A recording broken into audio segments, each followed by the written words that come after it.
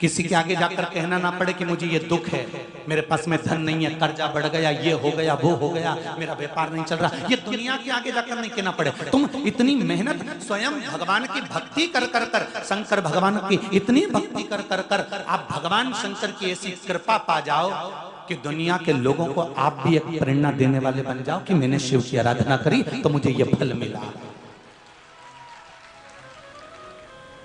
बस ये है, सियोर वाला महाराज कुछ नहीं करने आएगा, क्योंकि द्रौपदी का जब चीर खींचा जा रहा था उस समय पर द्रौपदी रोती रोती अपने गुरु द्रोणाचार्य के पास गई और गुरुवर से कहा, गुरुदेव मेरे पति मुझे नहीं बचा रहे, मेरा ससुर मुझे नहीं बचा रहा, मेरी सास मुझे नहीं बचा रही गांधारी, मेरे देवर जेठ मुझे नहीं बचा रहे, यहाँ पूरा परिवार बैठा है, विश्वामित्र बाबा, यहाँ गुरु द्रोणाचार्य से कहा कि यहाँ पर भीष्म पितामह भी बैठे हैं, वो भी नहीं बचा रहे, स्वयं उस सभा में सब कुछ बैठे हुए हैं पर कोई मुझे बचाने वाला नहीं है गुरुदेव, और आपसे मैंने गुरु मंत्र लिया है, कम से कम आप तो बचा लो। तो गुरु द्रोणाचार्य ने कहा, सुन बेटा, मैंने तुझे गुरु मंत्र दिया है, मैं तेरा गुरु हूं, पर यह मत सोचना कि गुरु तुझे बचा लेगा। गुरु की सामर्थ्यता नहीं है कि गुरु तुझे बचा लेगा, और मैं कहता हूं मैं तुझे नहीं बचा सकता। पर द्रौपदी कहती है तुमने गुरु मंत्र दिया है, तो गुरु कहते हैं वही तो मैं समझा रहा हूं कि अंतिम समय में तेरी तकलीफ में, तेरे दुख में, तेरे रोग में, तेरे कष्ट में, तेरे धन नहीं आने पर, तेरे जीवन में तकलीफें बढ़ने पर गुरु साथ नहीं देगा, पर जिस गुरु ने तुझे मंत्र दिया है उस मंत्र का यदि जाप कर लिया तो वो तेरा साथ दे जाएगा। उस मंत्र का जाप करो, श्री शिवाय नमस्तुभ्यम, ये वो मंत्र है जिसका जाप कर कर आप जिंदगी का सुख पा सकते हो।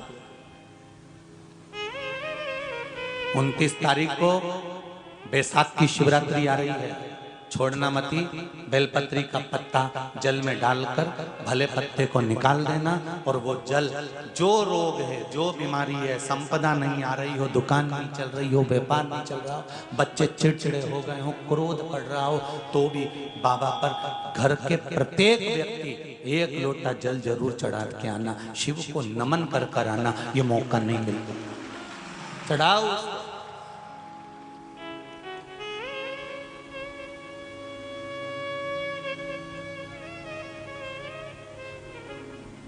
बैसाख के महीने में एक पकवान बनता है शंकर जी का,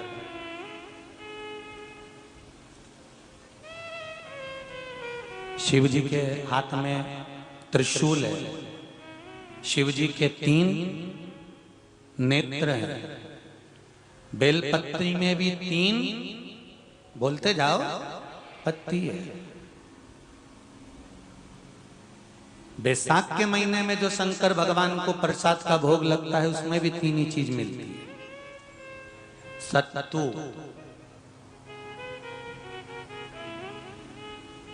कोई दूसरे महीने में बनता है? जम के तो बोलो नहीं। कब बनता है? यही बैसाख के महीने में। चने की दाल, गेहूं और जौ, इन तीनों को गलाकर सेक कर जो सत्तू तैयार होता है, इसी बैसाख के महीने में परशुराम जयंती के दिन या अमावस्या के दिन या पूर्णिमा के दिन शंकर भगवान को समर्पित होता है और भगवान विष्णु को समर्पित होता है। दुनिया के लोग कहते क्या होता है सत्तू से? सास अपनी बहू से कहती है बेटा सत्तू बना ले, थोड़ा सा सत्तू बाजार से ले आना, 10 रुपए का खरीद कर ले आना, आज सत्तू, आज अपन पूजन करेंगे सत्तू की, अक्षय तृतीया है, थोड़ा सा पूज देंगे, थोड़ा सा भगवान को भोग लगा देंगे, सत्तू का लड्डू बना लेंगे। बोलो री जी, सही है कि गलत है? बाजार में भी सत्तू मिलता है, तो बच्चे कहते हैं, बहुएं कहती हैं कौन खाएगा, काय को ला रहे हो, सत्तू का क्या काम है? पर शिव महापुराण की कथा कहती है, स्कंद पुराण की कथा कहती है, जिस समय पर बैसाख के महीने की सुंदर अमावस्या का दिन था, उस दिन माता पार्वती शंकर भगवान के लिए जब पकवान बनाने के लिए बैठी, कुछ नहीं मिला, तब माता पार्वती ने 3 अनाज को लिया, एक चना, दूसरा गेहूं और तीसरा जो इन तीनों को भींग रहे थे उसको लेकर आए गंगा जी में से, उसको सेक कर माता ने अंगीठी पर और उसका जो सत्तू बनाकर शिव को दिया। शंकर भगवान ने कह दिया, सुन पार्वती, ये सत्तू नहीं, ये मेरी औषधि है। बैसाख के महीने में जो खाएगा वो जिंदगी भर रोएगा नहीं, शरीर से स्वस्थ हो। अब उसको लोगों ने हंसी खेल में ले लिया, सत्तू का क्या काम, मम्मी हम नहीं खाएंगे, बड़ा पूरा।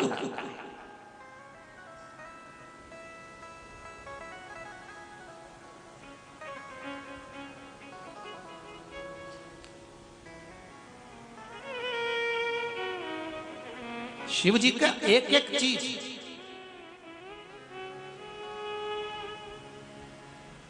बैसाख के महीने में पियो बेल।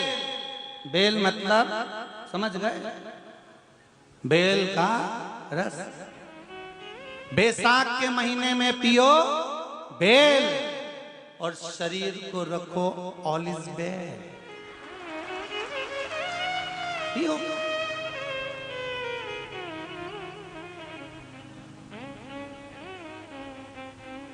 शरीर बेकार नहीं होगा, शरीर बेकार नहीं हो सकता। अब शिव आराधना तो करो। हाँ, जिंदगी की मोड़ पर शंकर परीक्षा बहुत लेते हैं, बहुत परीक्षा। एक सुंदर संवाद आता है स्कंद पुराण, शायद आप लोगों ने सुना होगा। सुना हो तो भी सुन लो, नहीं सुना हो तो भी सुन लो।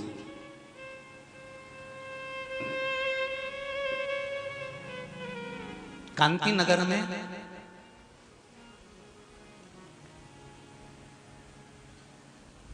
राजा श्रीयाजी रहते थे। उनकी धर्मपत्नी का नाम था चांगुणा। क्या नाम है उनका? चांगुणा।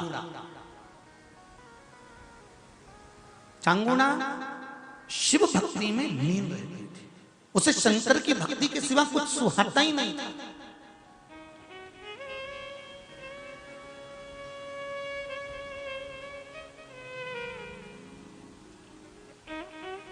शिव आराधना के सिवा उसको कुछ भाता ही नहीं था। दिन भर शंकर की शरणागति करना, शिव का स्मरण करना, शिव भक्ति में डूबे रहना। शंभो शरणे पड़ी मांगू घड़ी रे घड़ी, दुख काटो दया करी न दर्शन आपो।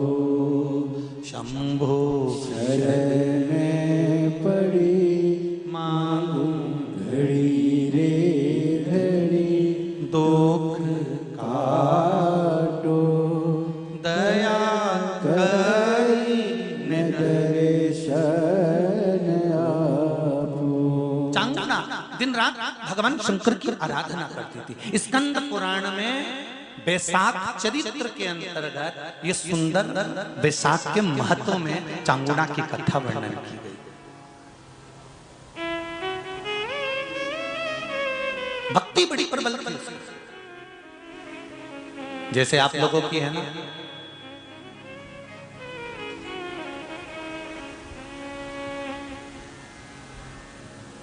खरगोन, देपालपुर, रायसेन, छत्तीसगढ़, सब दूर का रिकॉर्ड तोड़ दिया रतलाम में भीड़ में।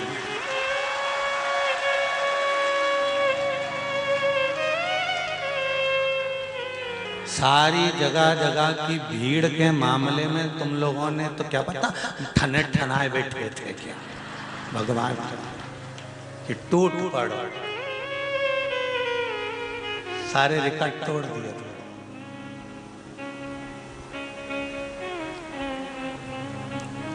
आज कोई कह रहे थे गुरुजी, वो गाड़ी में जो पुलिस बंधु गार्ड लोग आते हैं तो वो लोग कह रहे थे कि गुरुदेव रतलाम शहर में गाड़ियां घुसना मुश्किल होती है जब शादियों का सीजन आता है, पर 1 बजे से 4 बजे तक पूरे रतलाम में धूम-धाम गाड़ी दौड़ रही है, क्योंकि सब दुकान बंद करके ही मिल रही है। सब।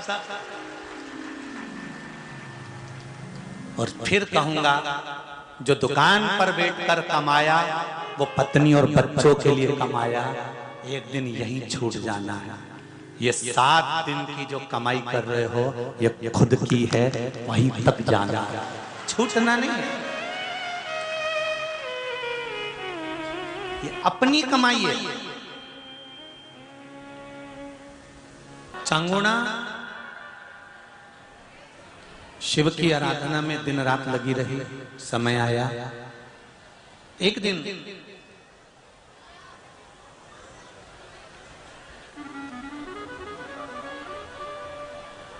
चांगुणा के मन में आया,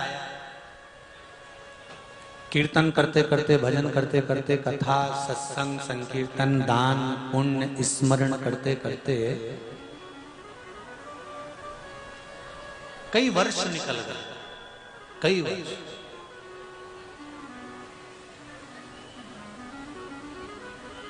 पर संतान नहीं है गोदी में।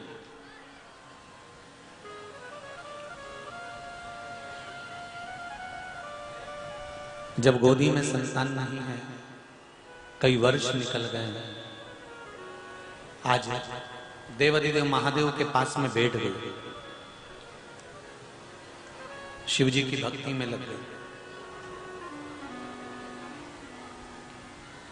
बहुत ध्यान से सुनना, ये स्कंद पुराण का पावन चरित्र है जिसको अपन श्रवण कर रहे हैं।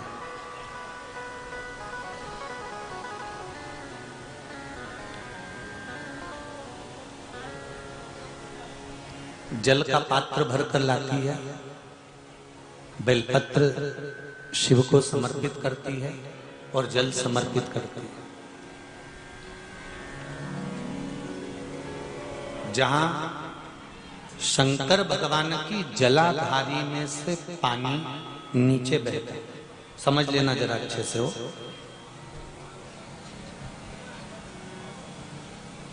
जैसे ये गोल जलाधारी है, ये शिवलिंग है, यहां से पानी नीचे बहता है। जब विशेष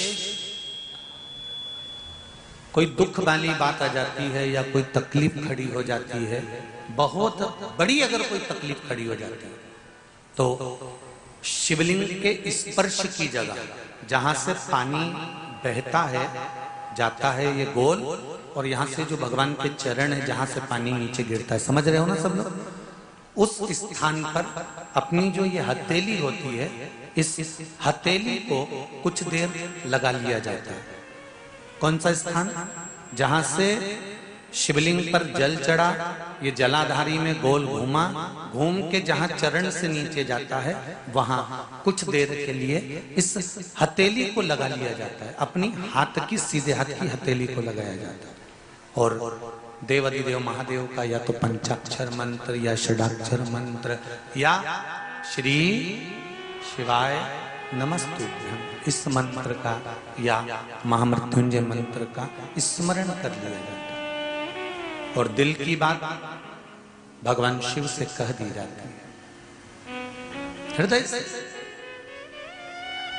कहकर 2 दिन, ज्यादा से ज्यादा 3 दिन, ज्यादा से ज्यादा 5 दिन, बस 6ठे दिन की जरूरत नहीं पड़ेगी, बाबा रास्ता खोल देगा और कार्य सफल कर देगा। दिल की बात कहो शिव से। बेस और इको डालो थोड़ा, बेस और डी।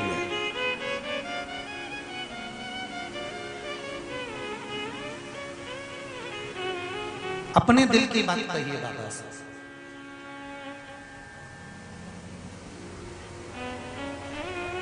और जब दिल की बात कहोगे, हृदय की बात जब बाबा से कहोगे तो बाबा सुनेगा, निश्चित है सुनेगा।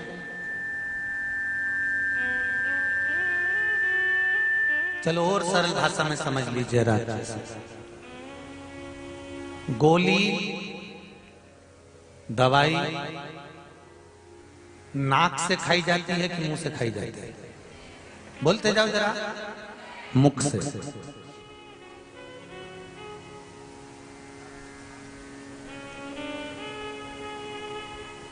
और विक्स नहीं मुंडा से खजाओ तो कोई जरूरी नहीं, नाक से ही उसको लगाना जरूरी है। बताया है ना स्थान कि विक्स से लगाना तो नाक से लगाना, गोली खाना तो मुंडा से खाना, और अगर कोई ऑर्डेक्स लगाना तो ऊपर से लगाना, ना तो इसको नाक में डालना है, इसको ऊपर से मल देना, या बाम है तो ऊपर से मल देना है, ठीक है। उसी तरह शंकर भगवान के शिवलिंग से लेकर जलाधारी से लेकर चरणारविंद तक के बीच में किस जगह पर, और सरल में समझो फिर पहुंचते हैं, वो कौन सा, वो एक और रेकी वाले होते हैं, ऐसा कुछ मेथी दाना यहाँ लगा देते हैं और ऐसा ऐसा वो लपेट देते हैं, क्या बोलते हैं उसको, हैं? हाँ बस वो थेरेपी ध्यान रख लूं मैं तो, ठीक है, आप लोगों ने ध्यान रख लेना जो भैया जी बोले, ठीक है। तो वो थेरेपी के अंतर्गत यहाँ मेथी दाना लगा दिया, यहाँ लपेट दिया, यहाँ मूंग का दाना लगाया, यहाँ लपेट दिया, यहाँ चावल फंसा दिया, यहाँ लपेट दिया, तो उससे बीमारी को हरने के लिए करते, बोलो सही है ना, इसीलिए करते हैं ना। और कहीं कहीं एक्यूप्रेशर वाले मिलते हैं कि यहाँ का पंच दबाएंगे तो कि ये दबाओ तो सिर बंद हो जाए, ये दबाओ तो पेट बंद हो जाए, ये दबाओ तो पाँव बंद हो जाए, ये दबाओ तो हाथ, सही है। उसी तरह शिव महापुराण की कथा कहती है कि शंकर भगवान के शिवलिंग से लेकर जलाधारी में कुछ स्थान ऐसे हैं, वहां पर हमारा मात्र स्पर्श कर कर अपने दिल की बात कह देने पर भी कार्य सफल हो जाता है। तुम जल चढ़ाओ मत चढ़ाओ, तुम बेलपत्र चढ़ाओ मत चढ़ाओ, तुम धतूरा चढ़ाओ मत चढ़ाओ, पर दिल से अगर तुमने कहा तो उसका फल मिलेगा।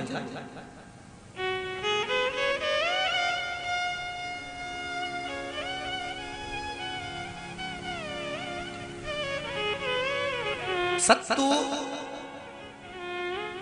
12 महीने खाओ मत खाओ, कौन सा महीना, बैसाख के महीने में सत्तू जरूर खाओ। और सत्तू चाइना से नहीं आएगा, इंडिया में बनेगा और बना रहा भारत में ही।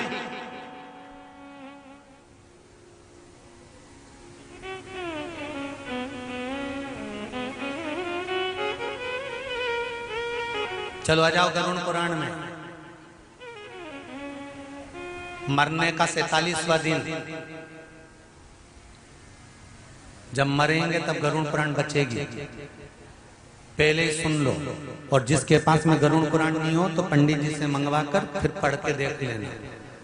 मरने के 47वें दिन, 47 डेज, 47वें दिन किस चीज का दान तुम्हारे सामने आता है? मरने के 47वें दिन, 10 दिन तक तो जीवात्मा घर की अटारी फिर रहती, मरने के बाद 12वें के दिन चली जाती है। उसके बाद में जब 47वां दिन आता है तो 47वें दिन जीवात्मा को क्या दान करा जाता है, व्यक्ति ने क्या पुण्य करा होता है कि उसको नरक नहीं भोगना पड़ता, बेतरणी नहीं भोगना पड़ती और सीधे बेतरणी से पार उतर जाता है। वो किस चीज का दान है? तो कहा शिव महापुराण में, गरुड़ पुराण में कि वो सत्तू का दान है जो बैसाख महीने में करा जाता है। सत्तू का दान 3 चीजों से मिलकर बनता है, जौ, बोलते जाओ जल्दी, गेहूं, चना, ये 3 चीज से मिलकर बनता है। इसमें जो बारीक बारीक कण होते हैं, जितने जितने 3 चीज के मिले हुए बारीक बारीक कण होते हैं, ये जब दान किया जाता है सत्तू का, तब ये बेतरणी तरने के लिए 47वें दिन इस जीवात्मा ने अगर सत्तू का दान करा होता है या सत्तू का सेवन बैसाख के महीने में करा होता है तो उसको बेतरणी नहीं भोगना पड़ती, डायरेक्ट सीधे रतलाम उज्जैन से डायरेक्ट।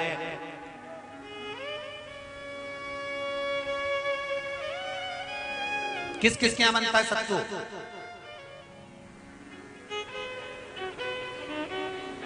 मैंने भी तो ये पूछा किस किस क्या बनता है, मैं ये थोड़ी बने, मैं अभी थोड़ी ना कि अभी बन गया, बैसाख में बनता तो होगा। पहले गांव के लोग तीरथ करने जाते थे, गांव का लोग जब तीरथ करने जाता था कोई सामान नहीं ले जाता, सत्तू बांधी पोटली में धरा यूं और पानी में घोलिया और नमक डालिया या शक्कर या गुड़ घोल के और पी के वही चले। आज के अब जब सैनिक युद्ध करने जाता है, थक जाता है, बहुत थकान हो जाती है, जब उससे देखा जाता है तो सैनिक का जो कमांडर होता है वो सत्तू मंगवाता है और गिलास में घोल घोल कर पूरी सेना को पिलवाकर फिर युद्ध में उतार देता है। फिर युद्ध में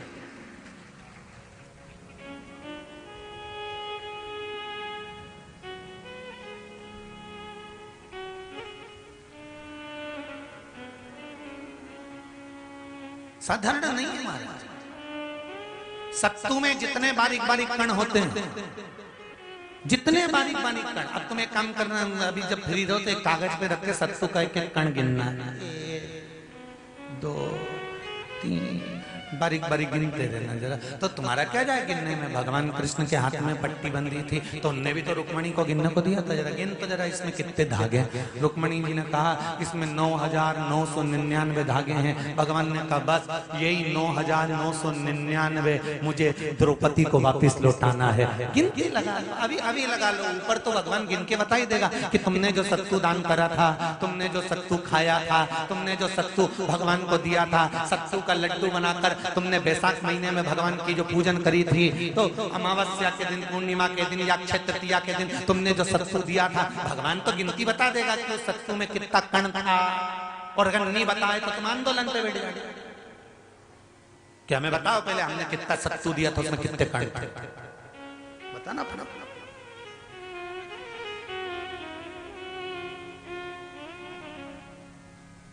एक शिव की आराधना में चांगुना ने 1 लोटा जल भरा, उसमें थोड़ा सा चंदन डालकर बेलपत्री के वृक्ष के नीचे ले जाकर डाल देती, थोड़ा सा जल बचाकर शिव जी को डाल देती। शंकर भगवान ने एक दिन चांगुना के सामने मन में विचार प्रकट करा और पार्वती जी से कहा, पार्वती एक बात समझ में नहीं आती, आधा जल ये बेलपत्री को देती है, आधा जल मुझे देती है। जब आधा जल मुझे देती है तो मुझे बड़ा गुस्सा आता है, क्योंकि बच्चे और बूढ़े ये दोनों एक समान हैं।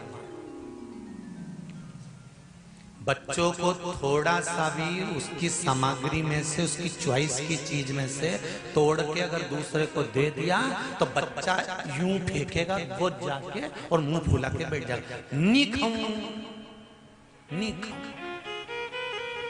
मां समझाए थारे ही भाई है रे, होगा नीचे मत को ऐसा भाई जो मेरा ही हिस्सा खा जा, मुझे तो पूरा ही चाहिए।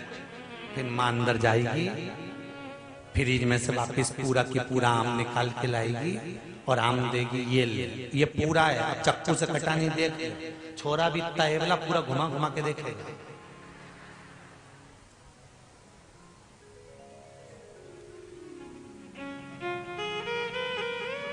पूरा देख लिया तब बच्चा ऐसा ही बुजुर्ग व्यक्ति होता है, बूढ़ा, पति को भोजन दिया तो उसमें चटनी रख दी, जीरा मन रख दिया, पापड़ सेक के रख दिया, और बुढ़ा व्यक्ति जब भोजन करा तो उसमें कहीं नहीं, तो बूढ़े की निगाह में तो आ ही जाता है कि बताओ अपनी तो वैल्यू घिस गई। तो बच्चे के मन में और बुजुर्ग के मन में आ जाता है, बच्चा और बूढ़ा एक साथ। भगवान ने कहा ये आधा जल कहां डोल के आती है? पार्वती जी ने कहा उसके संतान नहीं है, इसलिए वो बेलपत्री की भी आराधना करती है और आपकी भी आराधना करती है। ठीक है,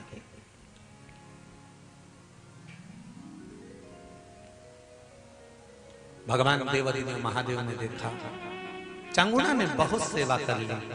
आज भगवान सुंदर एक संत का रूप धरकर चांगुना के दरवाजे पर पहुंच गए, अलग जगह। चांगुना दौड़ कर आई, बाबा जी आइए, क्या लाऊं मैं आपके लिए? भिक्षाम देहि, भिक्षाम देहि।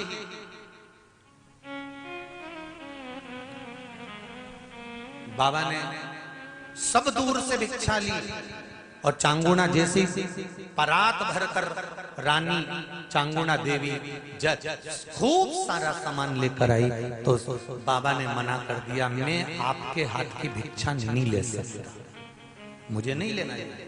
क्यों? कहा आपकी संतान नहीं है,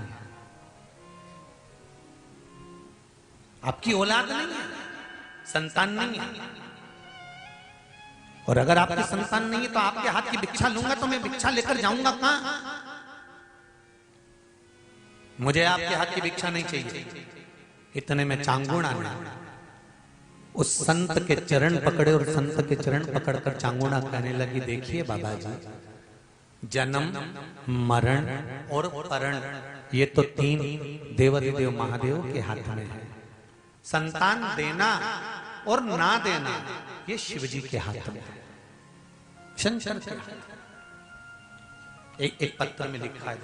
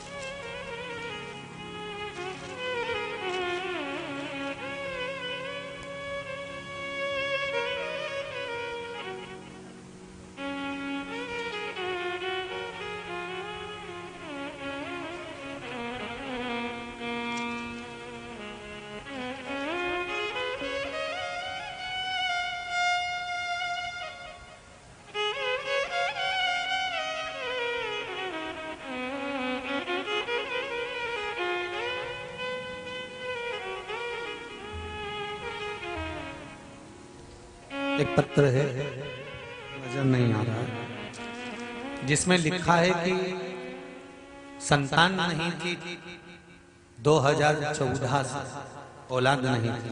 जिसने भी लिखा होगा पत्र,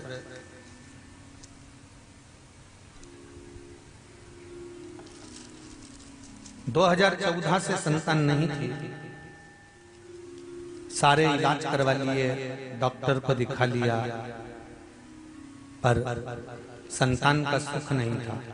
गुरुदेव तब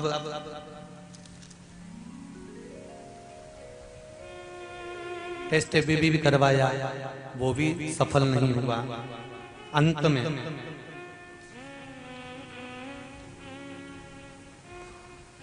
जिसने भी पत्र लिखा हो, अगर वो यहाँ बैठे हों तो हाथ उठा सकते हैं, वो पत्र ढूंढना पड़ेगा।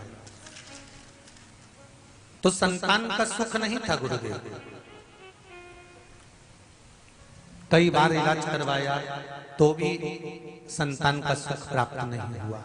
आखिरी में किसी ने कहा कि शिव महापुराण में सफेद आंकड़े की जड़ का प्रयोग बताया गया है, एक बार वो तो करो। और सफेद आंकड़े की जड़ का प्रयोग किया गया है, और गुरुजी 5 महीने का गर्भ है, ये वो माने लिखकर दीदी ने भेजा। जिसने भेजा होगा वो बैठी होंगी, अगर पत्र नहीं मिला तो उनके स्मरण में रहे कि आपका पत्र पढ़ा गया।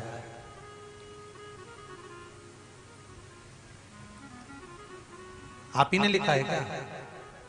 दोनों हाथ हिला दो एक बार। हाँ, दोनों हाथ हिला दीजिए, बिल्कुल पीछे एकदम। बैठ जाइए, बाबा की कृपा बनी रहे। जल्दी जल्दी बाबा आपकी गोदी में लाला लाली खूब आनंद में प्रदान करे, यही बाबा से निवेदन है। काशी विश्वनाथ भगवान की, शिव ओघड़ दानी, शंकर मेरा ओघड़ दानी। महाराज चांगुणा ने चरण पकड़े, बाबा संतान देना और नहीं देना ये तो भगवान के हाथ है। अब जरा विचार करिए, 2014 से संतान नहीं, अभी कौन सा चल रहा है, कितना साल हो गया? अब दी की नहीं दी भोलेनाथ ने? शिव कृपा होती है, दुनिया का ऐसा कोई काम है ही नहीं अगर समस्या है तो उसका हल मेरा देव अधिदेव महादेव है, ये पक्का। अगर समस्या है तो उसका हल भी। बस शिव आराधना करो, दिल से करो, दिल से। फिर वो जो करेगा ना, वो तुम भी नहीं समझ पाओगे। वो कहे ना, कैसा चक्कर चलाया रे ओ भोले तेरे डमरू,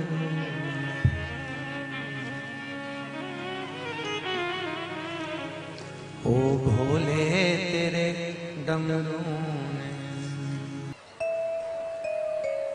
चांगुणा निवेदन कर रही है कि संतान देना और ना देना ये तो शिव के हाथ है।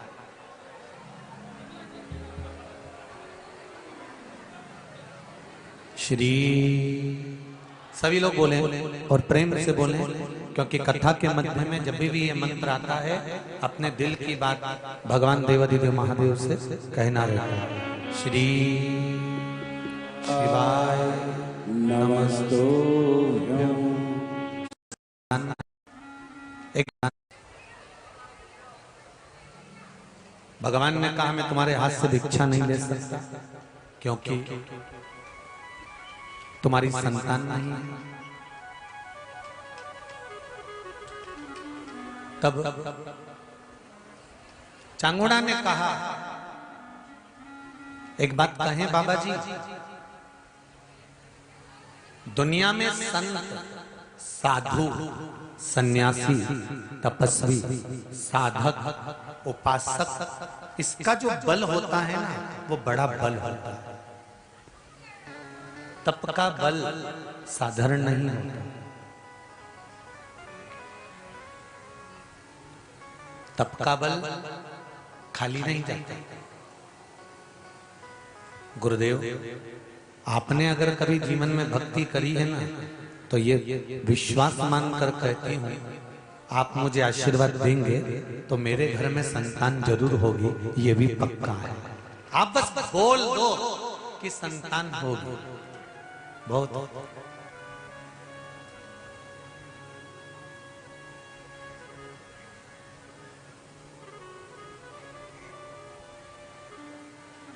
भगवान प्रसन्न हो गए और मेरे देवाधिदेव महादेव जो संत का रूप रखकर आए थे, साधु का रूप रखकर आए थे, उन्होंने झोली में से फल निकाला।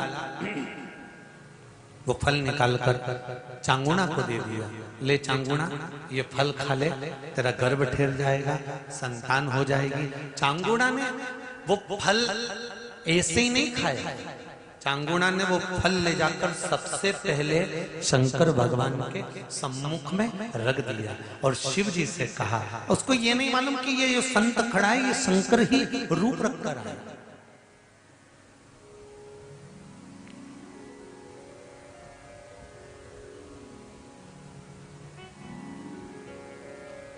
चांगुणा की शिव भक्ति से शंकर प्रसन्न है।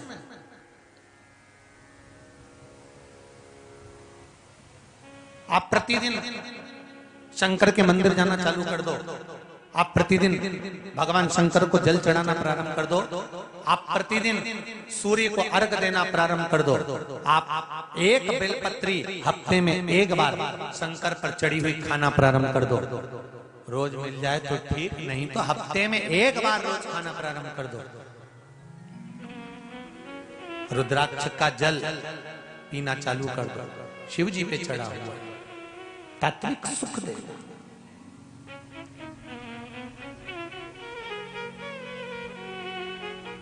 जहां शिवालय होता है उस शिवालय के पास में एक ना एक सरोवर, कुंड, बावड़ी, तालाब, नदी जरूर होता है।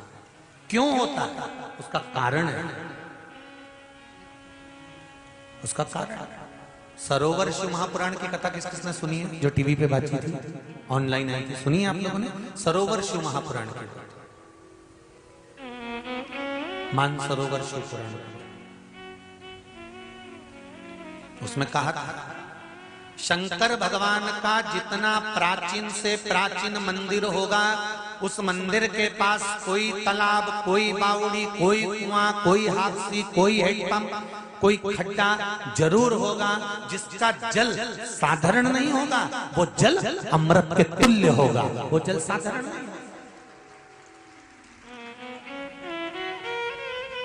और काशी मंदिर की सबसे बड़ी मूलता थी ज्ञानवापी, और वो ज्ञानवापी दूसरों के पास में थी, काशी मंदिर के पास में नहीं थी। वो ज्ञानवापी दूसरी जगह चली गई थी। उसमें मंदिर नहीं था, मंदिर को उन्होंने रख लिया था। वो तो धन्यवाद देता हूं आदरणीय मोदी जी को, जिन्होंने उस ज्ञानवापी को वापिस काशी के मंदिर में लाकर रख दिया, वापिस काशी के मंदिर में लाकर रख दिया उस ज्ञानवापी को। पर हम जिस भूमि पर रहते हैं, जहां हम निवास करते हैं, ऐसे कई शंकर जी के पुरातत्व मंदिर हैं, जिनके पास में बड़े बड़े कई सरोवर होंगे, कई कुंड होंगे, कई बावड़ी होंगे, कई तालाब होंगे, कई नदियां होंगी, और उसकी देखरेख संसार में जहां तुम निवास कर रहे हो उस व्यक्ति को करना चाहिए, उस व्यक्ति को रखना चाहिए। और अगर मैं मानता हूं रतलाम में भी कई मंदिर हैं, आदरणीय कलेक्टर महोदय जी से जब बात हुई थी तो मुझे सूचना मिली थी कि कई लगभग 290 मंदिर का संचालन आपके नगर के कलेक्टर महोदय कर रहे हैं, उसके लिए बड़ी प्रशंसा का विषय है। कई मंदिर जहां पर टूट फूट हो गई, देख रेख नहीं है, वहां का सारा संचालन प्रशासन कर रहा है। प्रशासन उसको देख, धन्यवाद है बहुत बहुत। पर एक चीज का दुख भी है, और मेरी थोड़ी आदत बुरी है, कहने में पीछे नहीं है। भले फिर बाद में तुम कोई भी टीका लगाओ, अच्छा का लगाओ चाहे बुरे का लगाओ। यहाँ एक शिव मंदिर है बड़ा विशाल, और उसके पास में एक तालाब बना है,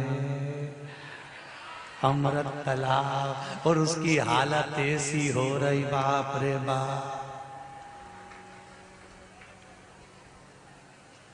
कौन सा शिव मंदिर है? अब तो बोल दो, गढ़ कैलाश, और उसके पास में तालाब जिसका पानी अमृत है।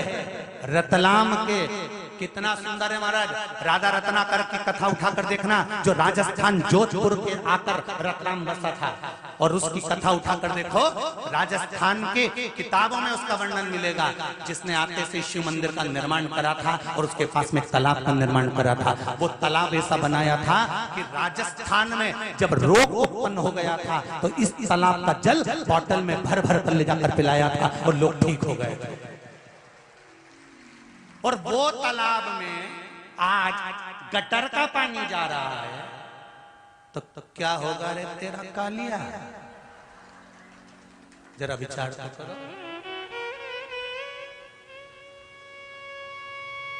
क्या विचार है तुम्हारा?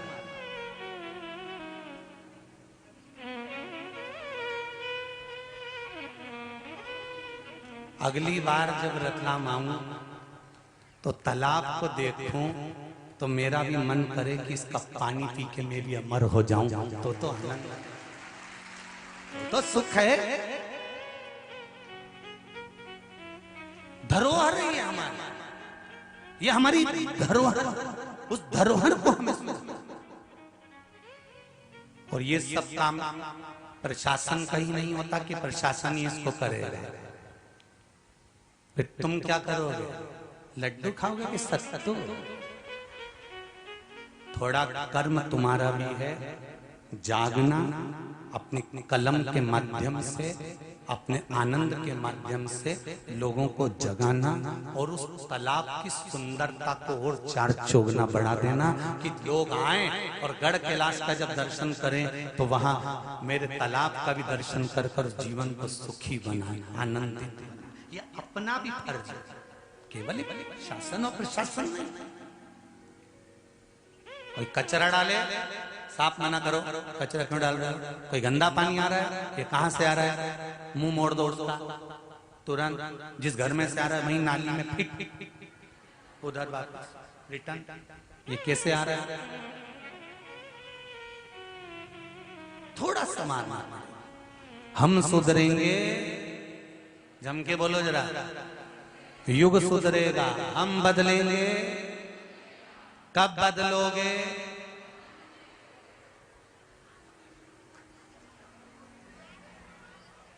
सांप तो नहीं है जो सूंघ गया, आज से,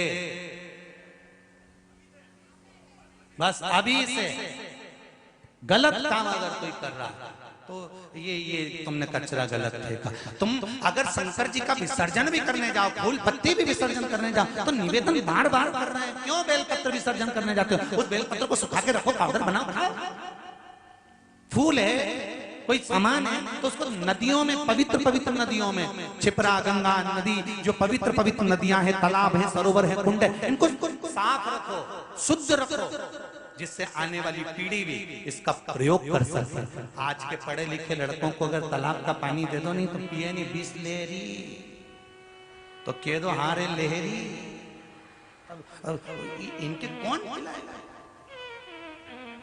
कौन आचमन करेगा, कौन कुंड का पानी पिएगा? समझाओ, आने वाली पीढ़ी के लिए जरूरी है, बहुत जरूरी। महाराज फल दिया, शिव जी के सामने रख दिया, शंकर भगवान ने वो फल सम्मुख में शंकर के आ गया। अब वो फल साधारण नहीं हो सकता। फिर कथा में कहूंगा, जिस कपड़े को आप पहनते हो, नई साड़ी है, पहले ले जाकर भगवान को चढ़ा दो, पहनो, उसकी कीमत बढ़ जाएगी। कोई भोग है, प्रसाद बना है, भगवान को भोग लगाओ, पाओ, उसकी कीमत बढ़ जाएगी। सब्जी, भाजी, तरकारी, पापड़, बड़ी, जो भी आप बना रहे हो, पहले भगवान को दो, उसके बाद पाइए, उसकी कीमत बढ़ जाएगी, उसका आनंद बढ़ जाएगा, उसका स्वाद बढ़ जाएगा। अब भगवान को कहो तो, देव तो,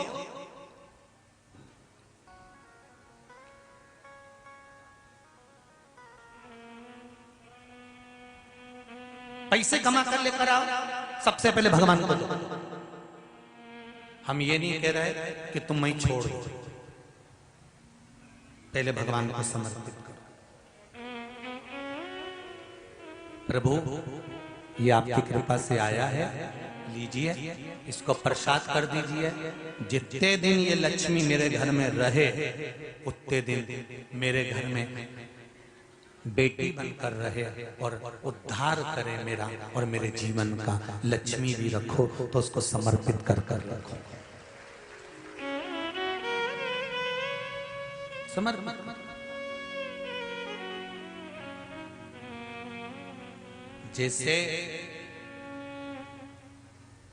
खेत में मकान होता है और चूहे पूरी फसल का नाश कर देते हैं, तो धतूरा और कमल गट्टा हल्दी की गांठ के साथ जमीन में जिस जगह मकान होता है, कमरा होता है, जहां गेहूं भरते हो, चने भरते हैं और चूहे पूरा खोखला कर देते हो, तो वहां उसके आसपास में एक धतूरा, कमल गट्टा और हल्दी की गांठ जैसे खड्डा खोद कर गाड़ दी जाती है, तो चूहा उधर प्रवेश नहीं करता, क्योंकि वहां शंकर का पहरा हो जाता है, गण का पहरा हो जाता है। तो गणेश आएगा पर चूहा नहीं।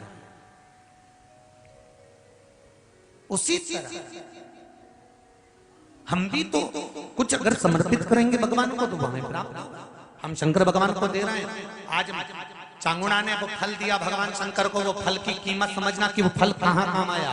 वो फल चांगुड़ा ने दिया, चांगुड़ा ने फल उठाया, खा गई, गर्भ ठेर गया। 9 महीना 9 दिन में चांगुड़ा के गर्भ से संतान हो गई, एक पुत्र ने जन्म ले लिया। वो पुत्र इतना विद्वान था, इतना प्रबल था, इतना सुंदर था, जिसका वर्णन नहीं। माँ चांगुड़ा शंकर जी की आराधना करती तो पुत्र भी शंकर की आराधना करता। चांगुड़ा अगर पशुपति व्रत करती, चांगुड़ा सोमवार का व्रत करती, चांगुड़ा अगर कोई व्रत धारण करती तो पुत्र भी सोमवार का व्रत करता।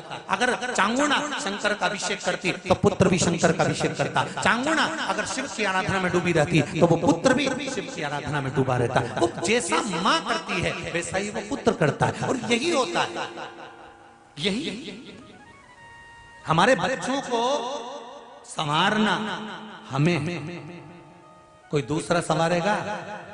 तुम्हारे बच्चे अगर बिगड़ेंगे ना, सबसे पहले अगर आनंद आएगा ना तो दूसरों को ही आनंद आएगा। अच्छा है। और जैसे वो स्वान को कुत्ता को नहीं कहते छो, ऐसे इसको कहते लगे रहो, बहुत बढ़िया काम कर रहे हो, लगे रहो, बहुत बढ़िया काम कर रहे हो, लगे रहो, छो करते थे। वो तो कहीं का समझदार होगा जो समझाएगा, गलत काम मत कर छोरा, ये गलत है, मत जा, ऐसा मत कर छोरा, ये गलत, समझाने का प्रयास करें।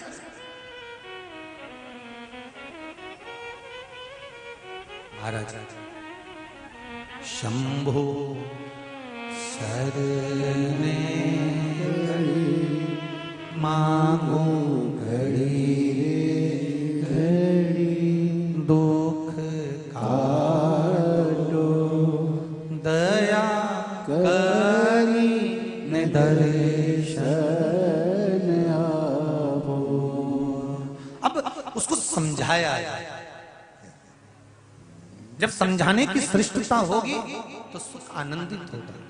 माँ शिव जी की आराधना करती है, चांगुणा जब शंकर भगवान की आराधना करती है तो साथ में वो बालक भी शिव की आराधना करता है। चांगुणा के पुत्र का नाम रखा था चीलिया। क्या नाम रखा है? चीलिया। अब जैसा चांगुणा शिव आराधना कर रही है वैसे ही चीलिया करता है।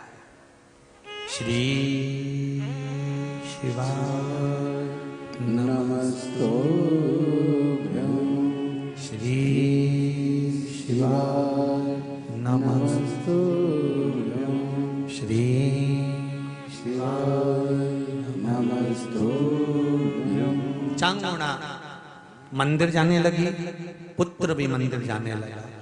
चांगुणा आराधना में लग गई, पुत्र भी आराधना में लग गया। समय आया, एक बार देवऋषि नारद निकलकर काशी में पहुंच गए, जहां पर माता पार्वती जी शंकर भगवान के चरण दबा रहे। ध्यान देना जरा कथा पर। हमेशा आपने कथा सुनी होगी कि लक्ष्मी जी भगवान विष्णु के चरण दबाती हैं, पर काशी की जो धरा है, काशी की जो भूमि है, ये अविमुक्त भूमि है, जहां पर माता पार्वती शंकर भगवान के चरण दबा रही थी।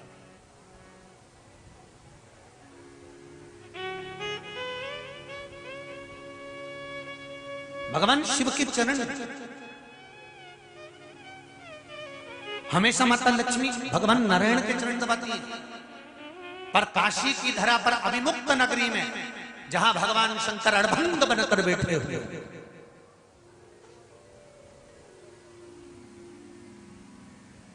वहां माता पार्वती जी शिव के चरण दबा रहे। देवऋषि नारद पहुंच गए। श्रीमन नारायण, श्रीमन नारायण, श्रीमन नारायण।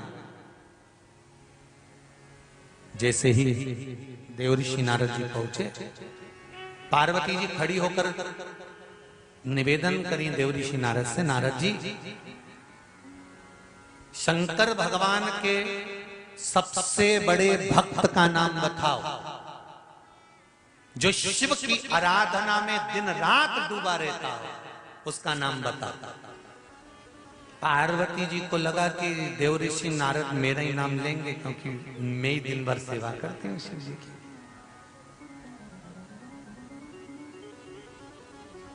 रोज मंदिर जाने से कोई भक्त नहीं बन जाता, ठीक है।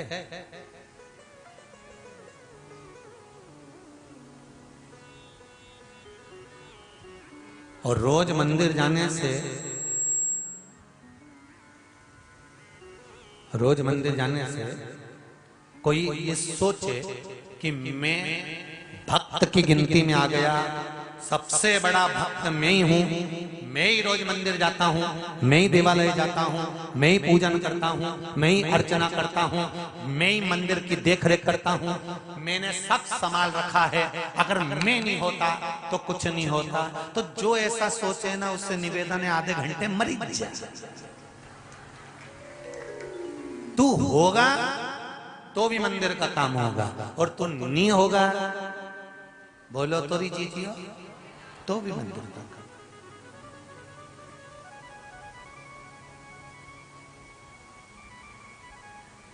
कथा पाटीदार जी करा रहे हैं क्या? नहीं। कथा सियोर वाला महाराज बाच रही है क्या? नहीं। कथा कमलाबाई सुन रही क्या? नहीं। भेरू सुन रहा? नहीं। बाचने वाला भी शिव, बचवाने वाला भी शिव, और सुनने वाला भी शिव है, दूसरा कोई नहीं।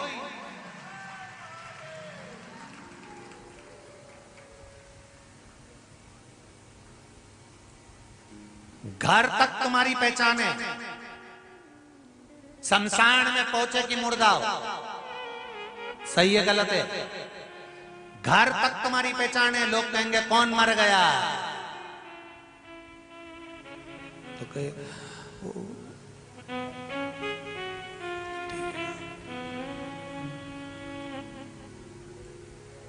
अमर मर गया, तो क्या अमर तो अमर हो गया, फिर काय मर गया, तो क्या बस मर गया, मरा। घर तक तुम्हारी पहचान है, घर तक तुम्हारा नाम है, जिंदा हो तब तुम्हारा नाम है, मरने के बाद जब शमशान में पहुंचे तब केवल मुर्दा। कितनी भी कंपनी का सामान पहन लो, घड़ी भी HMT की, साबुन पेयर्स का, कपड़ा रेमंड का, शूज बाटा था, जितनी कंपनी का पहन लो, जब मरोगे तब घर के लोग रोते रोते किसी से भी कह देंगे सामान लिया, सामान। और जैसे ही दुकान वाले के पास जाओगे पूछेगा भी नहीं कि नाप क्या है, उसको सब मालूम है, कटाया कपड़ा धरा, लपेट के दे दिया, लपेट दो, तो पूछ तो लो कौन सी कंपनी का है। पूरी जिंदगी कंपनी का माल पहना, ब्रांड का पहना, और मरने के बाद ब्रांड का ही पता नहीं पड़ा कौन सी कंपनी का था, कौन से ब्रांड।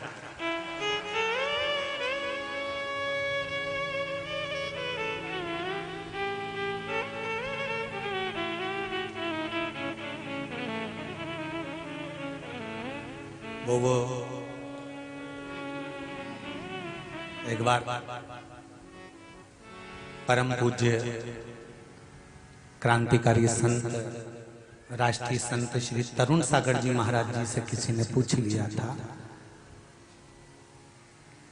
आपका एड्रेस क्या है, आप कहाँ रहते हो? तो उन्होंने कहा था हमारी ड्रेस ही नहीं है तो एड्रेस कहाँ से आएगा। तन पर कोई ड्रेस होए तो एड्रेस भी होए, अब यहाँ तो ड्रेस ही नहीं है तो एड्रेस कहाँ से आएगा।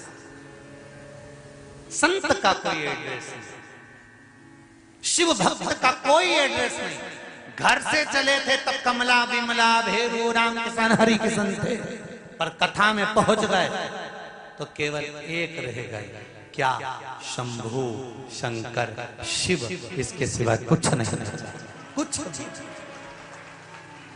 फिर वही वाली बात आ गई, मजा रहा जीने में, भोलेनाथ धड़क रहा, भीतर शिव है, श्वासों में शिव है, धड़कनों में शंकर है, तो फिर क्या लगे, क्या क्या है?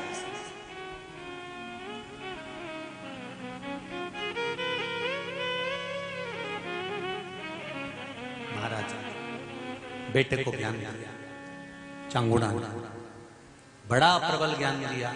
और यहाँ पार्वती जी ने पूछ लिया देव ऋषि नारद से कि शंकर जी का सबसे बड़ा भगत कौन? शंकर भगवान का सबसे बड़ा भगत कौन? तो देव ऋषि नारद, श्रीमन नारायण, श्रीमन नारायण। माता जी बुरा तो नहीं मानोगी, क्योंकि सत्य जब बोला जाता है तो अच्छे अच्छे का मुंह भगोना हो जाता है। सत्य ही तो सहन नहीं होता।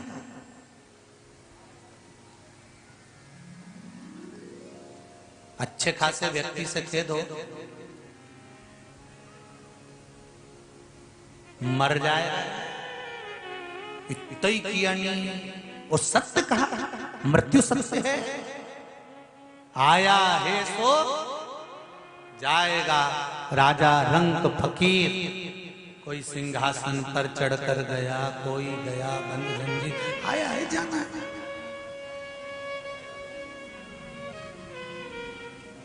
बादाम खाओगे तो भी जाओगे, नहीं खाओगे तो भी। रोटी खाओगे तो भी जाओगे, नहीं खाओगे तो भी जाओगे।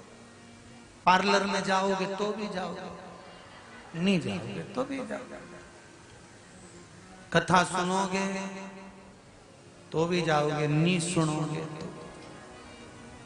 तो भी लोगों के मन में आ जाता है फिर मरना ही है तो कथा काहे को सुने, नहीं सुनना चाहिए। पर एक अंतर है कथा सुन के मरने वालों का और कथा नहीं सुन के मरने वालों का। एक अंतर है, बिल्ली अपने मुंह से अपने बच्चे को पकड़ती है, साथ घर लेकर जाती है, बच्चा मरता है क्या? नहीं।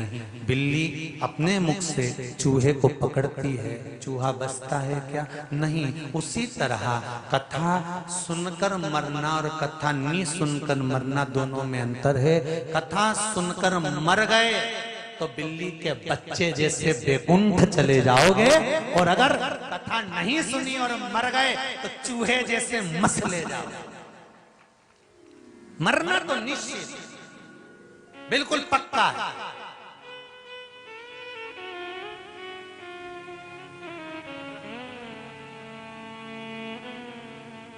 तैयारी करके रखो एकदम पूरी। कथा में आने से पहले जब तुम्हारी तैयारी हो जाती है ना, जल्दी चलो जल्दी चलो, और जल्दी से रोटी बनाओ, उन्हें बर्तन पटका और जल्दी से छोटी मोटी करके मुंडा पेंसिल से लाइन खींच के डब्बा भर के आंख में कर खुरा के, और जो पल्लू मल्लू लई जो चली, और ये राम रुमाल तो भूली अलमारी से, और फिर देखिए हमारी चप्पल की चप्पल देख दुखा के, और फिर आई और कथा में फिर किनंग बेटी लीला, अब देख दुखा के फिर उसके पास पटली मटली डाल के बैठी और अंजो तो कदे आई, अभी तो आई आधा घंटा, तो इतनी जल्दी तेरे को आगे जगह मिल गई? अरे वो तो दूसरी बैठी थी, मेरा भजन ही सहन नहीं करा, मेरा पांव धर दिया खस के तुरंत खसक। अच्छा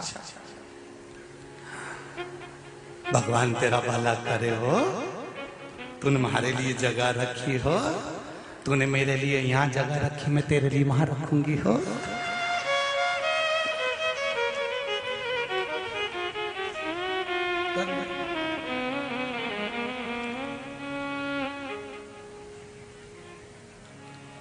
चित्त हो शिव भक्ति में। बताओ नारद जी, शंकर भगवान का सबसे बड़ा भक्त कौन? देव ऋषि नारद ने कहा बुरा तो नहीं मानोगी? हाँ तो बोल। नारद जी ने कहा शंकर जी की सबसे बड़ी भक्त है कांति नरेश की धर्म पत्नी चांगुना।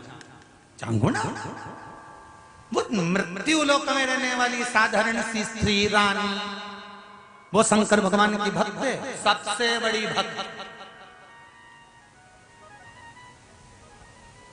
सबसे बड़ी भक्त है। ओहो पार्वती जी के तो अब रोटी नहीं भागा।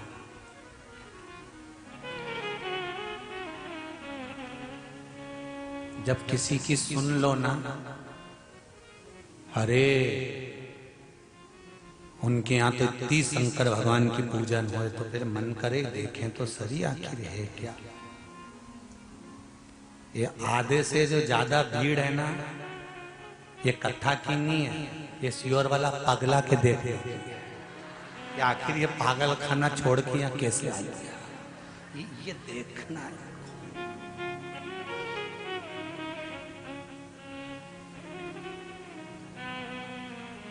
कथा वाचने वाला पागल, कथा करवाने वाला पागल, कथा सुनने वाला पागल।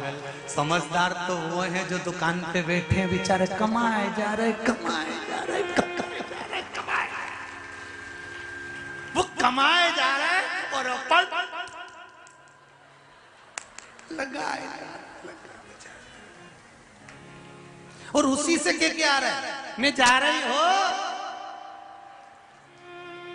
जाऊं,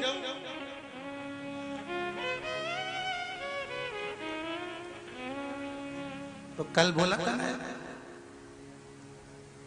पति पत्नी का है इस जग में बड़ा ही सुंदर नाता, बैठी बैठी पत्नी खाती, पति कमा मर जाता, बेचारा वो कमा कमा कमा कमा कमा कमा, एक बार मुंह से नहीं निकला। सुनो, 7 दिन की कथा हो रही है, शिव महापुराण कथा चल रही है। मैं पत्नी नहीं धर्म पत्नी हूँ। पत्नी और धर्म पत्नी में जमीन और आसमान का अंतर होता है। पत्नी पति को पतन के रास्ते पर लेकर जाती है, पत्नी पति को सिनेमा घर लेकर जाती है, पत्नी पति को मायके लेकर जाती है, पत्नी पति को शादी तक लेकर जाती है, और धर्म पत्नी पति को शिव महापुराण की कथा तक लेकर आती है। क्योंकि मुझे अकेले बैकुंठ नहीं जाना है, आप और मैं दोनों बैकुंठ में मिले, ये चाहती हूँ। नरक नहीं भोगता हुआ देख सकती, क्योंकि दुकान पर बैठोगे छल करोगे, नौकरी भी करोगे तो बेईमानी करना पड़ेगी। कमाना है तो नौकरी, चाहे सर्विस, चाहे दुकान धंधा व्यापार, कुछ भी कर लो, झूठ बोलना पड़ेगा, छल करना पड़ेगा, कपट करना पड़ेगा, बेईमानी करना पड़ेगी, सब कुछ करना पड़ेगा। कमाने के लिए सब कुछ करना पड़ेगा और भोगना भी तुमको पड़ेगा। इसलिए निवेदन है, 7 दिन की शिव महापुराण में से कम 1 दिन मेरे साथ चलो। कमाने के लिए तो जिंदगी पड़ी है और श्वास है तो कमा लोगे। अगर कोरोना में निपट गए होते तो दुकान पे तुम्हारा काका जी बैठा राजस्थान से।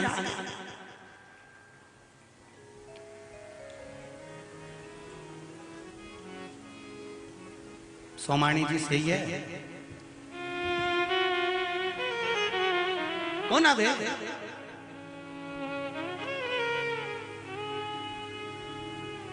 4-4, 5-5 फैक्ट्रियां हैं कपड़े की सूरत में, और बेटे बहू और बाप और माता बिना कथा के एक दिन नहीं रह पाते। जहां कथा होती वहां भी जाते हैं, टीवी पर कथा सुनते रहते हैं, और फैक्ट्री चल रही, कौन चला रहा है? तो क्या शंकर जी चला रहे हैं, आपने कहीं करना है।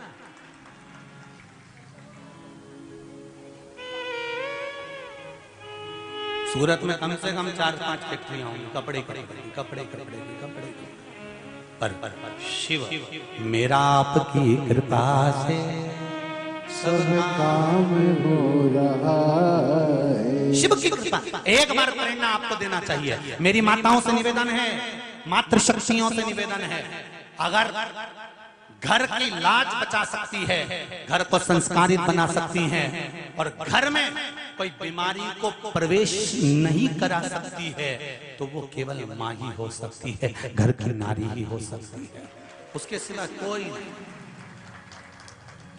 कह दो एक बार, चलो कथा में। वो कहेंगे बहुत भीड़ हो रही है, नहीं जाऊं। क्यों? दुकान पे भीड़ आए तो तुम्हें मजा आए, तो कथा में भीड़ आए तो कहीं नहीं हुआ। चलो तो कि मन लोग धक्का मारते हैं, तो कि वही तो मैंने देखा है नाथ द्वारा में। एक बार किसी ने हमसे पूछ लिया था, तिरुपति में तो भगवान के जब दर्शन होते हैं तो लाइन से होते हैं, शिरडी जाओ तो लाइन से दर्शन होते हैं, पंढरपुर जाओ तो लाइन से दर्शन होते हैं, देवी जी के मंदिर जाओ तो लाइन से दर्शन होते हैं, पर नाथ द्वारा में जाओ तो धक्के में दर्शन होते हैं। ऐसा क्यों होता है? तो हम तो सीधी सीधी कहते हैं कि भगवान भी कहते हैं मेरे दरवाजे पर आकर धक्का खा गया तो संसार में कभी धक्का नहीं खाएगा, इसलिए यहाँ। तो आपसे भी निवेदन है, ये जो बाजू बाजू में तुम्हें मत रही है, इधर से ये तुमने जितना कहीं का बेकार कर्म करा होगा ना, तो बीच में ठसी ठसा, इधर से पांव धर, इधर से हाथ धर, इधर से, और ये सब जो तुम्हें मथ रही है ना, ये कुछ नहीं होने वाला। ये जैसे मथे तो मक्खन निकले, उसी तरह तुम्हारे भीतर विश्वास, भक्ति और श्रद्धा प्रकट हो।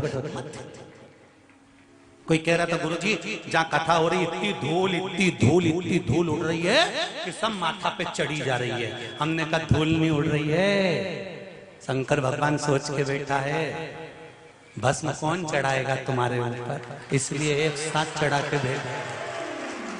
कौन चढ़ाए तुम्हारे इतना सारा के भस्म? शिव की परम भक्त कौन सी है? तो क्या चांगुणा? चांगुणा? हाँ।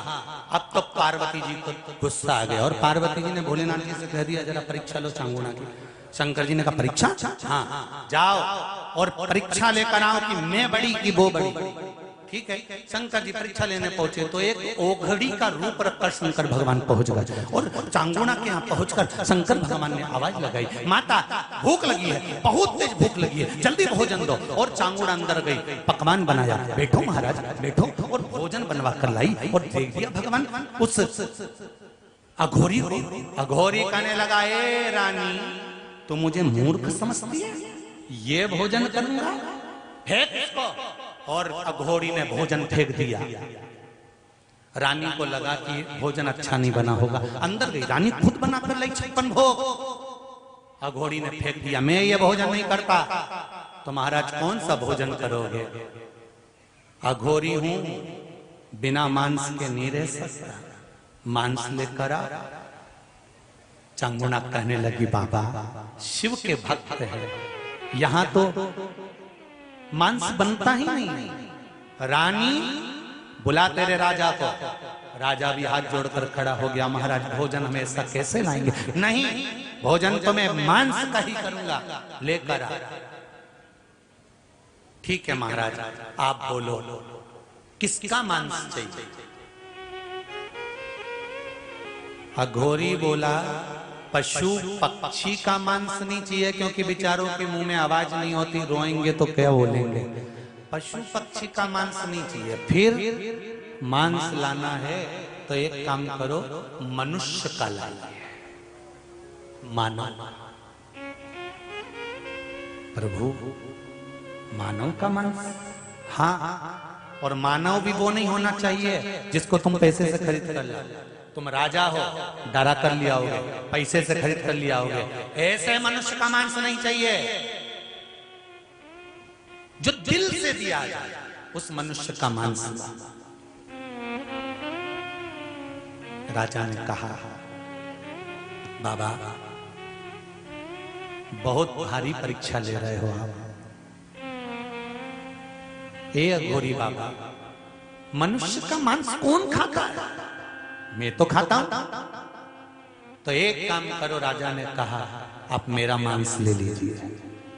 अघोरी ने कहा, राजन तुम राजा हो, प्रजा को संभालना, तो मैं खा जाऊंगा तो बाद में बद्दुआ मुझे लगेगी, तुम्हारा नहीं चाहिए, किसी दूसरे का। रानी खड़ी हो गई। रानी ने कहा, महाराज एक काम करो, आप मेरा मांस ले लीजिए। ओ रानी, तुम राजमाता हो, स्त्री हो, तुम्हारे गर्भ में बच्चा रहता है, और जो संसार को जन्म देने वाली है, मैं उसका मांस नहीं खा सकता। तो महाराज अब आप बताओ, हम किसका मांस लाएं? अघोरी ने कहा, तुम्हारे घर में एक सुंदर 7 साल का बेटा है, बड़ा सुंदर है, वो 7 साल का जो तुम्हारा बेटा है उसका मांस ला।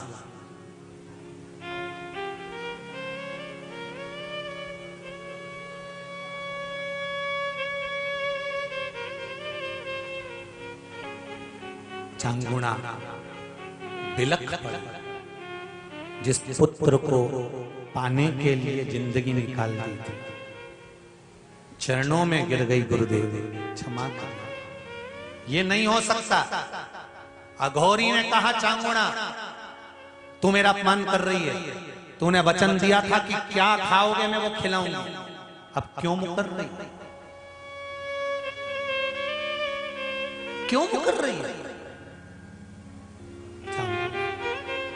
पुत्र का वध कैसे हो? नहीं, तुम्हारा पुत्र का मांस जाओ।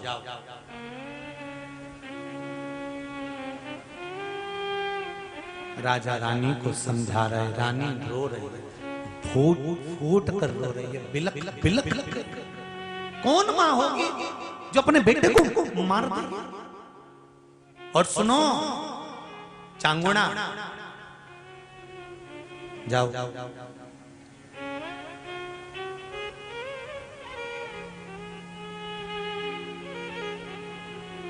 चांगुणा गई, बेटे को आवाज भी लगाया, धर्म निभाना है, सतमार्ग पर चलना बहुत कठिन है, ऐसा वचन दे दिया तो निभाना बहुत कठिन था। पहले पुत्र चिल्ला आया दौड़कर, हाँ मां, आ बेटा। रसोई घर में मां हृदय पर पत्थर रख कर गई, बेटे को एक तख्ते पर सुला दिया। बेटा कह रहा है, मां तू ये तलवार लेकर क्यों खड़ी है? मां तू मुझे मारना चाहती है? 7 साल का पुत्र कहता है, मां तू मुझे मारना चाहती है? बेटे को गले लगा लिया चांगुड़ा ने। हाँ पुत्र, पहली तेरी मां होगी जो अपने बेटे को मार रही होगी, टुकड़े कर रही होगी तेरे।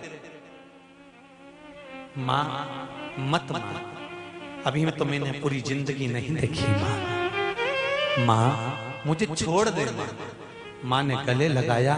पुत्र ने प्रश्न करा, मां ये बता कि तू मुझे मार क्यों रही है?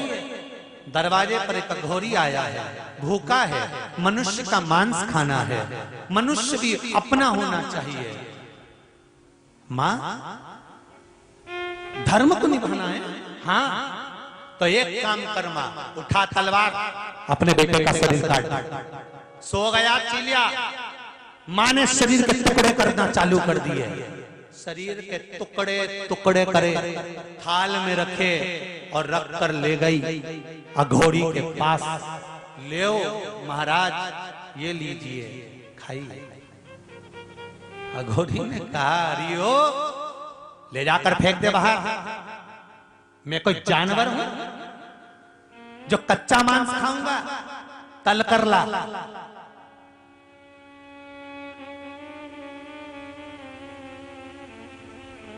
ले जा इसको। चांगुड़ा बेटे का शरीर घृत में तलवा कर जब लाकर फिर फेंक दिया। पागल हो गई है, ये क्या है? शरीर कहां है? इसका मुख कहां है? खोपड़ी कहां है? सबसे पहले वही खाऊंगा। कहां है वो? चांगुड़ा ने हाथ जोड़कर कहा, बेटा तो मर गया, शरीर भी बेकार हो गया, चले गया।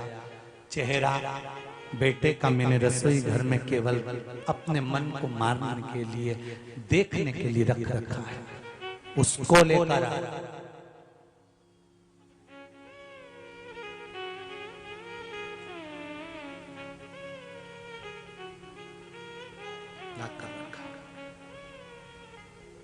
अब खाऊंगा मैं मांस। अघोरी बोला, अब खाऊंगा। जा, मैं अकेला मांस खाऊंगा? अकेला? अकेला खाऊंगा तो नरक चले जाऊंगा, इसलिए बांट कर खाऊंगा। जा। अंदर से 3 थाली और तुम भी खाना। अंदर से 3 थाली और लेकर आ। 3 थाली और लेकर आई। मैं अपने बेटे का कैसे मांस खाऊं? चांगुड़ा रो। जब चांगुड़ा थाली लेने पहुंची, शिव के स्वरूप की मूर्ति का, शिवलिंग का दर्शन कर कर आंसू बहाती हुई बोली, बाबा ये क्या दिखा? थाली रख दी थी। राजा ने कहा अघोरी से, बाबा जी आप, मैं और मेरी पत्नी मिलकर तो केवल 3 ही हुए, एक थाली पहले से थी, 3 थाली आपने क्यों बुलवाई? जब खाने वाले हम 2 थे तो एक थाली किसके लिए बुलवाई? अघोरी ने कहा तेरी औलाद भी तो खाएगी राजा, वो भी आती होगी। रानी जा तेरे बेटे को बुला, वो भी खाएगा। रानी ने कहा महाराज वो तो मर गया, उसका सिर तुम्हारे पास पड़ा है, धड़ तला हुआ पड़ा है, वो कैसे आएगा? अघोरी ने कहा फल शंकर जी को दिया था तुमने, जो शंकर जी के सामने रखा हुआ फल होगा वो मर ही नहीं सकता। ला बुला तेरे बेटे, वो मर नहीं सकता, बुला। आवाज लगा चिलिया को, और जो रानी ने अपने पुत्र को बुलाया, पुत्र दौड़ता हुआ आया और मां के सामने खड़ा हो गया। यह है शंकर को समर्पित करने की एक वस्तु का फल। शंकर पर चढ़ी हुई एक बेलपत्र, शंकर पर चढ़ा हुआ एक जल, शंकर पर चढ़ा हुआ एक चावल का दाना, शंकर पर चढ़ा हुआ एक फल, शंकर भगवान को समर्पित करी गई एक वस्तु, ये कोई साधारण नहीं हो सकती। बेटा वापिस जीवित हो गया, शंकर पार्वती ने दर्शन दे दिया, अघोरी ओझल हो गया। शिव जी ने कहा चंगुणा तूने भूल के वश शिवरात्रि के दिन बैसाख महीने में एक जल का पात्र अपने परिवार के स्वास्थ्य के लिए चढ़ा दिया था। वो जल तू भर कर ले गई थी, अपने बच्चों को और परिवार समेत वो जल का आचमन कर लिया था, इसलिए तेरा परिवार कभी नष्ट नहीं हो सकता। चांगुणा तू बच गई। उस बैसाख की शिवरात्रि का फल क्या है? जब बैसाख की शिवरात्रि निकल जाएगी तब पछताओ। इसलिए मौका मिला है कि बैसाख की शिवरात्रि के दिन एक लोटा जल घर का एक एक व्यक्ति, भले मंदिर में लाइन लगाना पड़े पर मंदिर में जाकर शंकर को समर्पित जरूर करना है। उस जल की महत्वता को समझना है, जो स्कंद पुराण में, शिव पुराण में, लिंग पुराण में, नर्मदा पुराण में, गरुड़ पुराण में, सारी पुराणों में जिसका व्याख्यान वर्णन किया गया, साधारण नहीं। बैसाख शिवरात्रि शिव महापुराण की कथा चल रही है। बैसाख साधारण नहीं, ऐसी पुनीत पावन शिव महापुराण की कथा का आज कौन सा दिन है? चतुर्थ दिवस है। कल कथा में श्रवण करेंगे कि बैसाख महीने में सफेद वस्त्र में चावल रखकर उस चावल को देने पर जो लक्ष्मी कोई खा जाता है, पैसा जो हजम कर जाता है, लौटाता नहीं है, वो किस तरह से प्राप्त किया जाए मात्र बैसाख महीने में, उसका क्या फल है? नौकरी करते करते समय हो गया, उसमें तरक्की नहीं हो रही, उसके लिए क्या वर्णन किया गया? व्यापार कर रहे हो, उसका फल क्या मिले, उसके लिए कल की कथा में आएगा। और सभी से निवेदन करूंगा भाव भक्ति से श्रवण करें। बैसाख शिवरात्रि शिव महापुराण की कथा 29 तारीख को, 29 अप्रैल को शंकर मंदिरों में जाकर एक लोटा जल समर्पित अवश्य करें और अपने जीवन को सार्थक बनाएं। हमारे बीच में भगवान तो आ ही रहे हैं, भगवान शंकर, गणेश जी और साथ में सांसद महोदय हमारे बीच में पधारे हैं।